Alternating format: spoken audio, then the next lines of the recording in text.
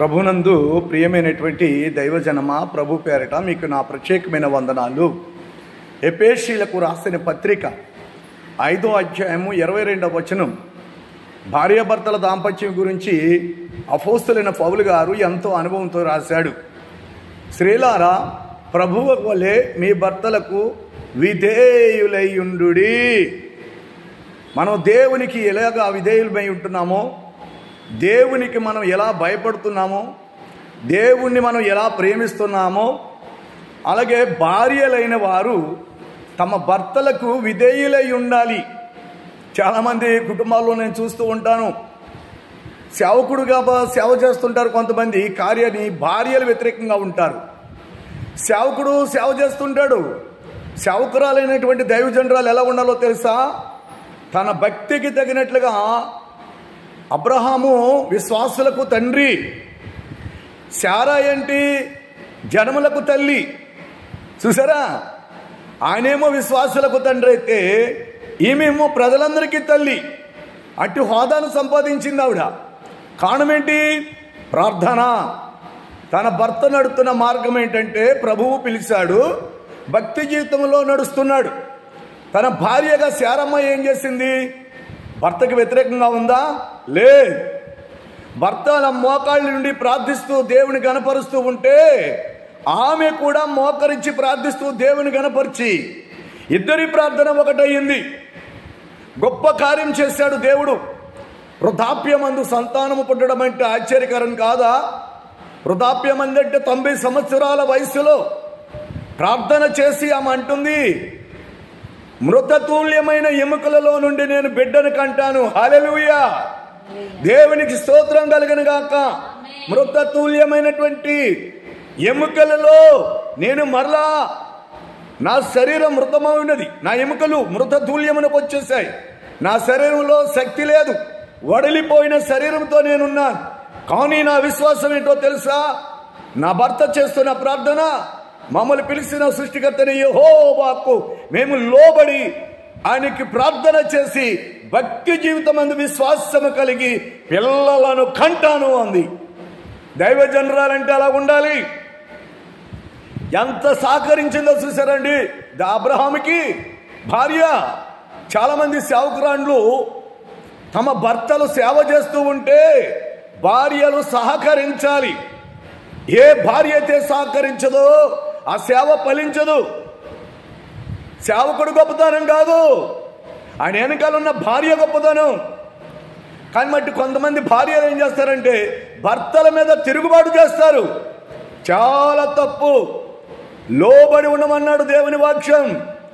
పెళ్లి చేసుకున్న తర్వాత నువ్వు బిడ్డలు కానీ సంసార జీవితంలో నీ భర్త సేవ చేస్తున్నాడంటే, అనేక ప్రాంతాలకి పోతున్నాడు అంటే, రాత్రికి రాత్రి పగటికి పగలు ఆత్మలు రక్షించడానికి ప్రయాసపడుతున్నాడు అంటే, బుద్ధిహీనురాలు వలె నువ్వు ఇంటికాడ కూర్చుండి ఆ కబుర్లు ఈ కబుర్లు చెబుతూ మోకాళ్ళ ప్రార్థన నీకు లేకపోతే నీ భర్త ఎలా అభివృద్ధి చెందుతాడు? నీ కుటుంబం ఎలా అభివృద్ధి చెందుతుంది? నీ సేవలు అభివృద్ధి చెందుతుంది? సంఘం ఎలా అభివృద్ధి చెందుతుంది? విశ్వాసులకు నువ్వు తల్లివి. దైవజనురాళ్ళైన వారికి చెప్తున్నా, మొదట దేవునికి లోబడాలి, భర్తకు లోబడాలి, భర్తకు సహకరించాలి. సేవకురాలు ఏం చేయాలో తెలుసా? తెల్లవారుజాము 4 గంటలకు లెగాలి, వేకువజామున లెగాలి.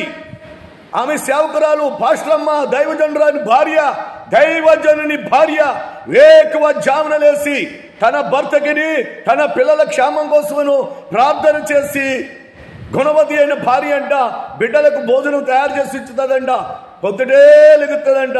మొదటిగా దేవుణ్ణి మహిమపరుస్తుంది. మొదటిగా దేవుని మహిమపరచాలి, దేవునికి ప్రార్థన చేయాలి, సేవ కోసం ప్రార్థన చేయాలి, పరిచర్య కోసం ప్రార్థన చేయాలి. నీ భర్త సేవ కోసం నువ్వు పరిచర్య చేయాలి, నీ పిల్లల కోసం నువ్వు పరిచర్య చేయాలి, గ్రామం కోసం పరిచర్య చేయాలి, సంఘం కోసం పరిచర్య చేయాలి. సంఘంలోకి వచ్చిన ప్రతి స్త్రీకి నువ్వు తల్లివి. అర్థమైందా? ఆ సమయంలో దైవజనుడు లేకపోయినా ఒక దైవజనురాలుగా నీవేం చేయాలంటే ప్రార్థన చేసి వారి కష్టాన్ని నువ్వు తెలుసుకుని వారికి మంచి సలహా చెప్పి వారిని ఓదార్చి వారి కోసం విజ్ఞాపన చేసే అనుభవములోనికి నీవు రావాలి. నీ భర్త సేవకుడైతే నువ్వు ఆ కబుర్లు ఈ కబుర్లు చెప్పుకుంటే పనికిరాదు. లోకస్తులతో స్నేహం చేయకూడదు. ప్రత్యేకింపబడాలి దైవజనురాలు. చాలా మంది సేవకుల్ని ఎదురిస్తూ ఉంటారు తమ భార్యలు. అయ్యో నా భర్త సేవకుడు, దేవుని సేవకుడు, నేను ఆయన ఎదిరించకూడదు, ఆయన ఏమి చెప్తే నేను అది చెయ్యాలని బుద్ధి ఉండాలి. బుద్ధిహీనురాండ్లు. బుద్ధి లేదు. ఏమన్నా భర్త ఏమనంటే కోపమించి మంచం ఎక్కుతారు. నా కళ్ళతో చూశానండి. ఒక సేవకుడు బోరుమని ఏడ్చాడు. అయ్యా నేను ఇంత పరిచర్య చేస్తున్నాను, నా భార్య ఏకీభవించదు, వ్యతిరేకంగా ఉంటుంది. ఇలా కాదు అలాగని చెప్పితే అన్నం తింటాం మానేసి మంచం ఎక్కి 1 రోజు 2 రోజులు 3 రోజులు. ఏం లక్షణం అండి అది? అది దైవ లక్షణమా? దైవ లక్షణము కాదు. బుద్ధిహీనత, వాళ్ళలో చీకటి, దెయ్యం. సైతాను ఆత్మ అంటే సర్పం, ఘట సర్పం యొక్క ఆత్మ. ఆ దెయ్యం ఉంటే ఆ సర్పపు ఆత్మ లోబడదు. చీటికి మాటికి కోపిస్తుంది. ఆడవాండ్లు మీకు దండం పెట్టి చెప్తున్నా, చెల్లెండ్లు మీరు అలా ఉండకూడదు, కోపగించకూడదు, భర్తని బాధ పెట్టకూడదు. భర్త గౌర్యాన్ని నిలబెట్టాలి. ఎవరైనా నీ భర్తను నిందిస్తూ ఉంటే నువ్వు వెళ్ళి సమర్థించి నీ భర్తను ఎప్పుడు నువ్వు పైకెత్తాలి. కొంతమంది అలాంటి వాడలేండి, పోనివ్వండి. నీ భర్తను కించిపరిస్తే అవమానం నీకు కాదా? సమర్థించాలి. భార్యగా పిల్లలను సమర్థించాలి, సంఘస్థులను సమర్థించాలి, సంఘం కోసం ప్రార్థన చేయాలి. విశ్వాసులకు తల్లి కాబట్టి భార్యలారా మీ భర్తలకు విధేయులై ఉండి లోబడండి. దేవునికి లోబడాలి. సంఘమునకు శిరస్సు ప్రభు అయిన యేసుక్రీస్తు వారు. భర్త తన భార్యకు శిరసై ఉన్నాడు. శిరస్సు లేకపోతే మొండానికి ఏం విలువ లేదు. ఎవరైనా మొండాన్ని గౌరవిస్తారా? గౌరవించరు. భర్త లేని స్త్రీలకి గౌరవం ఉండదు. భర్తలను ప్రేమించండి.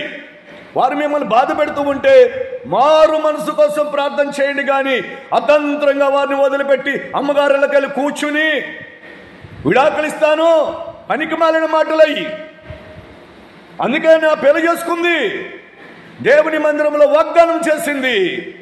నిష్టానుసారంగా ప్రవర్తించకూడదు. ఈరోజు ఆడవాళ్ళు చేయూతనిస్తే మగవాళ్ళ జీవితాలు గొప్ప ఉన్నతమైన స్థాయికి వెళ్తాయి. భర్తలను భార్యలు చాలా హింసించే భార్యలు ఉన్నారు, దుఃఖపరిచే భార్యలు ఉన్నారు. మా మాటేసి ఎలా మనవ్వాలి, మేమే పైన ఉండాలి. మా ఆయన నా మాట వినాలి, వినకపోతే కోపగిస్తా.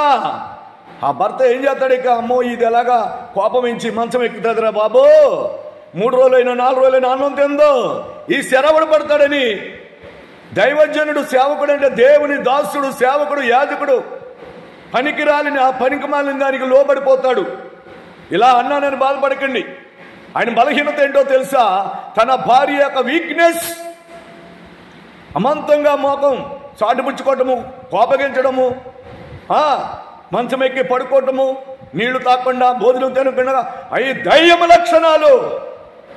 దైవ లక్షణం కాదు. ఇలా చాలా మంది సేవకురాండ్లు ఉన్నారు. తమ భర్తలు సేవ చేస్తుంటే సేవ యొక్క విలువేంటో తెలియక ఘోరంగా ప్రవర్తిస్తున్నారండి. మీలో దెయ్యం దూరుతుంది కాబట్టి మీకు ఆ బుద్ధులు వచ్చాయి. మీరు మోకరించి మందిరంలో ప్రార్థన చేయండి. మీలో ఉన్న చీకటాత్మ మీలో ఉండదు. నీ భర్త నీ యందు సంతోషిస్తాడు, నీ పిల్లలు నీ యందు సంతోషిస్తాడు. నీ కుటుంబంలో నువ్వు వేకువజామున ప్రార్థన చేయాలి. పిల్లలను దగ్గర పెట్టుకుని, భర్తని దగ్గర పెట్టుకుని, సంఘస్థులుంటే వాళ్ళని దగ్గర పెట్టుకుని మందిరంలోనికో ఇంటిలోనికో పోయి ప్రార్థన చెయ్యాలి. ఆ బాధ్యత సేవకురాలిది. తర్వాత తెల్లవారుజామున 4ంటికే లెగాలి. లేచి తన భర్త క్షేమం కోసం, దేశ క్షేమం కోసం, పిల్లల క్షేమం కోసం, సేవ పరిచర్య అభివృద్ధి కోసం ప్రార్థన చేసే భార్యగా ఉన్నావా? హింసించే భార్యగా ఉన్నావా? ఈవేళ నీ తెలివిని బట్టి నీ భర్త నీకు లోబడిపోయి నిన్నేమీ అంటలేదు అనుకుంటున్నావేమో. మరొక భర్త ఉన్నాడు, తోలు తీస్తాడు. అక్కడ తీర్పు ఉంది. దేవునికి లోబడండి, దేవుడు చూస్తున్నాడు. మీరు దేవునికి లోబడండి. భార్యగా నువ్వు నీ భర్తకి విలువనివ్వకపోతే, గౌరవాన్ని ఇవ్వకపోతే గౌరవించకపోతే, చెప్పినట్లు వినకపోతే, నా మాటే పైన ఉండాలని భర్తకు తెలియకుండా ఏ పని చేయకూడదు. తప్పు. నీ సొంత నిర్ణయాలు తీసుకుంటున్నారు చాలామంది భార్యలు. అలాగే సేవ చేసే పాశ్రమ గారులు, వారి పేరేమో పాశ్రమలు, దైవజనరాలు. అలాగుండొచ్చా? నీ భర్తతో నువ్వు విచారణ చేయాలి. విచారణ చేసి ఇద్దరి మాటను ఒకటి చేసి నడుచుకోవాలి. వ్యవస్థ పాడైపోతుందంటే మీ పరిస్థితులు సరిలేవు, మీ దాంపత్య జీవితంలో సరైనటువంటి అవగాహనలు లేవు, కమ్యూనికేషన్ సరిలేదు. భర్తకి భార్యకి సరైన కమ్యూనికేషన్ లేనప్పుడు సంఘం ఎలా అభివృద్ధి చెందుతుంది? సంఘస్థులు ఎలాగ నీ గురించి చెప్పుకుంటారు? లోకం మనల్ని ఎప్పుడు పరీక్షిస్తూనే ఉంటుంది, కనిపెడుతూనే ఉంటుంది. సేవకుడిని కనిపెడుతుంది, సేవకురాల్ని కూడా కనిపెడుతూనే ఉంటుంది లోకం. బుద్ధి తెచ్చుకొని మనసు మార్చుకొని మందిరంలోకి పోయి మాటి మాటికి ప్రార్థన చేయండి. లోకాసు వార్త 2:36 ఉంటుంది అనుకుంటున్నా. అన్నా ఏమేమింది? 4 సంవత్సరాలు భర్తతో కాపురం చేసింది, దిగులు వేదన అనుభవిస్తుంది ఒక స్త్రీ, విధవరాలై ఉండి. లోకస్తులు ఎన్నో మాటలు అన్నా కానీ తన ప్రార్థన చేయటం మానలేదు, ఉపవాస ప్రార్థన మానలేదు, మందిరాన్ని గట్టిగా పట్టుకుంది, రేయింబగలు ప్రార్థనలో గడిపింది ఒక స్త్రీ. ఆమె ప్రార్థన వలన దేశంలో గొప్ప కార్యాలు జరిగాయి. అనేకులు విమోచన కొరకు, ఆమె కొరకు అంటే కనిపెట్టుకుని ఉండేవారంట. ఆమె ప్రార్థన చేసి ప్రవశిస్తూ ఉండేది. దేవుని స్తోత్రం. నువ్వు భార్యవైనా, నువ్వు స్త్రీవైనా, పురుషుని దగ్గర నువ్వు ఎంత తెలివైన దానివైనా, బలవంతురాలువైనా, నువ్వు నెమ్మదిగా ఉండవలసినదే. స్త్రీలకు అధికారం లేదని అనను, స్త్రీలకు శక్తి లేదని అనను. సమాజంలో స్త్రీలే గొప్పవారు, సంఘంలో స్త్రీలే గొప్పవాళ్ళు. కానీ మీరే తప్పుడు నిర్ణయం తీసుకుని, ఎందుకండి పని ఎందుకు? దేవునితో సహవాసం చేయాలి. ఈ కుటుంబం ఏంటి? భర్త, భార్య, పిల్లలు, తల్లిదండ్రులు. ఈ కుటుంబమే దైవ మందిరం. నీ మందిరం ఎలా ఉండాలి? ప్రకాశమానమైన వెలుగుతో ఉండాలి. నీ సంసారం అనేటువంటి మందిరంలో ఆత్మీయత ఉన్నదా లేదా? వెలుగు ఉన్నదా లేదా? నీ ప్రవర్తన ఎలా ఉంది? నీ విధానం ఎలా ఉంది? నువ్వు పాస్టర్గా, నువ్వు సేవకురాలుగా పిలువబడుతున్నావంటే నీ క్రియలు ఎలా ఉన్నాయి? నిన్ను నువ్వు పరీక్షించుకో. ఇలా బుద్ధి లేని సేవకురాండ్లు చాలా మంది తమ భర్తలను వేదనకు గురి చేస్తున్నారు. చలమానం అయిపోతుంది అనుకుంటున్నారేమో. నిలదీసి అడుగుతాడు దేవుడు. పరిచర్య భారమును అప్పగించిన దేవుడు నీ భర్తకి నువ్వు ఏకీభవించాలి, నువ్వు భుజం కాయాలి, నువ్వు చేయూతనివ్వాలి, నువ్వు సహకరించాలి. బాధ్యత బర్రాలుగా ఉండు, బుద్ధిహీనురాలుగా ప్రవర్తించవద్దు. నిజమే కదా మరి. పాపం అవ్వమ్మ ఆదాములు ఎంతో చక్కగా ప్రేమగా ఉండేవారు. ఈ పండు ఎందుకు తీసుకున్నావు అని భర్త అంటుంటే అక్కడ కూడా అవ్వమ్మ కొంచెం ముఖం తిప్పుని ఉండొచ్చు. ఆ బాధ చూడలేక ఈయన కూడా తినేసే ఉంటాడు. స్త్రీలారా, మీరు అలా ఉండకూడదు. కోపగించడం అనేది దయ్యం లక్షణం. వ్యతిరేకంగా మాట్లాడటం, తిరుగుబాటు చేయటం, భర్తని ఎదిరించడం. భర్త ఒక మాట అంటే 100 మాటలు చెప్పే భార్యలు ఉన్నారు. చెప్పొద్దా నన్ను? తప్పైతే చెప్పు. అంతేగాని మాటకి మాట, మాటకి మాట, మాటకి మాట చెప్పి ఆ భార్యలు అలా ఏడ్పిస్తూ ఉంటే భర్త మానసిక బాధను అనుభవించి బయట వాళ్ళకి చెప్పలేక లోపల వేదన పడి కుళ్ళిపోతూ మానసికంగా దిగులు పడుతూ ఏకాంతంగా మందిరంలోకి వెళ్ళి ఏడుస్తూ ఉంటాడు. కొన్ని విషయాల్లో నేను కూడా అలా ఏడ్చానులే. కొన్ని విషయాలు అంటే కుటుంబ సమస్యలు, కొన్ని నా రక్త సంబంధులు ఇలా ఎదురవుతూ ఉంటాయి. చెల్లెళ్ళు, నేను చెప్పుతున్నా, మీరు సేవకుని పెళ్లి చేసుకుని ఉంటే, ఒక సేవకుని భార్యగా నువ్వు పిలబడి ఉంటే జాగ్రత్తగా ఉండాలి, సేవకురాండ్లుగా ఉండాలి, ప్రార్థనా పర్రాలుగా ఉండాలి, దేవుని ఆత్మను సంపాదించుకోవాలి, దేవునితో సహవాసం చేయాలి, భర్త మంచి చెట్లు చూడాలి, భర్తకు ధైర్యం చెప్పాలి, భర్త యొక్క కష్టాన్ని గౌరవించాలి. నీ భర్త ఎంత కష్టపడుతున్నాడో ఆ కష్టాన్ని గుర్తించడం లేదంటే నువ్వెంత మొండిదానివి. మొండి వైఖరి. ఇలా మొండి వైఖరి వలన కుటుంబాలు బద్దలైపోతాయి.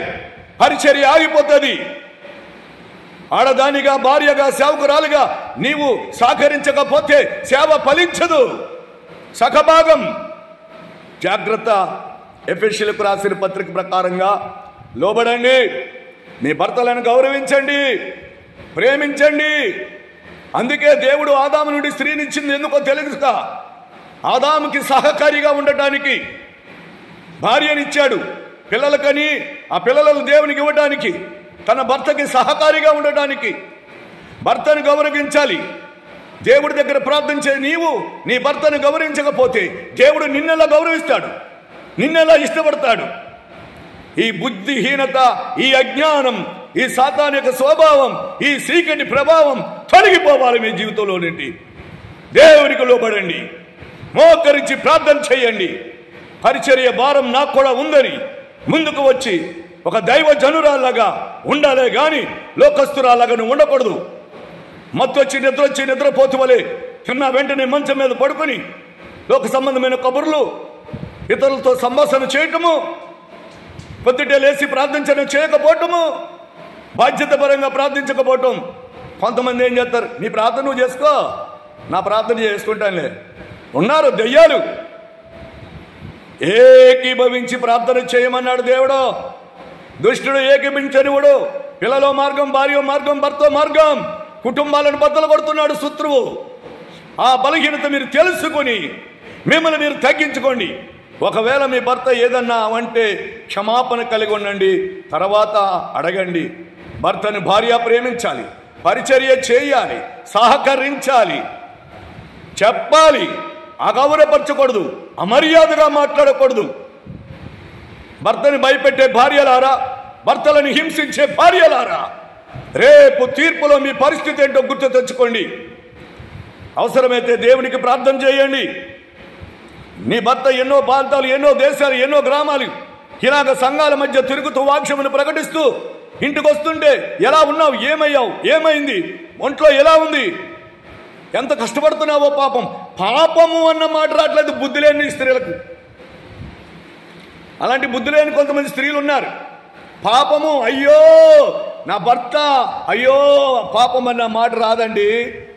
జాలి పడరు. కఠినము సర్పమునకుంటుంది కఠినం. దురాత్మ కాదు, సర్పపు ఆత్మ ఆ స్త్రీలో ఉంటే ఆమె లోబడదు. వ్యతిరేక స్వభావం, వ్యతిరేక మాటలు, వ్యతిరేకత. జాగ్రత్త. ఈ జీవితం శాశ్వతం కాదు. ఏదో ఒక రోజున సత్తావు. ఎవడైనా సావలసిందే. నీ ఆత్మ దేవుని దగ్గరికి వెళ్ళినప్పుడు నువ్వు జవాబు చెప్పవలసిన పరిస్థితి ఉంది. అప్పుడేం చెప్తావో మరి జాగ్రత్త. ఎక్కడైతే మనుషులకి నచ్చ చెప్పేస్తా, మా ఆయన అలాంటోడండి, మా ఆయన ఇలాంటోడండి, అంతమానం నన్ను ప్రార్థన చేయబడి నేను ఎక్కడ చేస్తానండి, నేను అంతమానం ప్రార్థన చేయమని ఎవరు అనరు. రేయి మొదటి జామున నీ బిడ్డలు, నీ సంఘము క్షేమం కోరి, నీ దేశం కోసం, నీ గ్రామం కోసం తెల్లవారుజామున, మధ్యాహ్నం, ముమ్మారు 3 సార్లైనా ప్రార్థన చేయి. ఎలా ఉంటుందో నీ పరిచర్య, నీ భర్త సేవ ఎలా సిగిరిస్తుందో. దయచేసి ఈ మాటలు విన్న నా చెల్లెళ్ళు, ఒక అన్నలాగా మిమ్మల్ని గర్దించాను తప్ప మిమ్మల్ని తిట్టలేదు. ఇలాగ మిమ్మల్ని భ్రమపోస్తున్న ఆత్మ, మీలో పనిచేస్తున్న సాతాను సర్పం, దాన్ని ఎదిరించండి. ప్రభుకు లోబడండి, మోకాళ్ళ ప్రార్థన చేయండి, భర్తను గౌరవించండి, దేవుని గౌరవించండి, భర్తను ప్రేమించండి. దేవుడి మాటలు దీవించి బ్రతుకులను కట్టి అనేక కుటుంబాల్లో శాంతి సమాధానం లేవు. శాంతి సమాధానం దేవుడు అనుగ్రహించును గాక. ఆమేన్.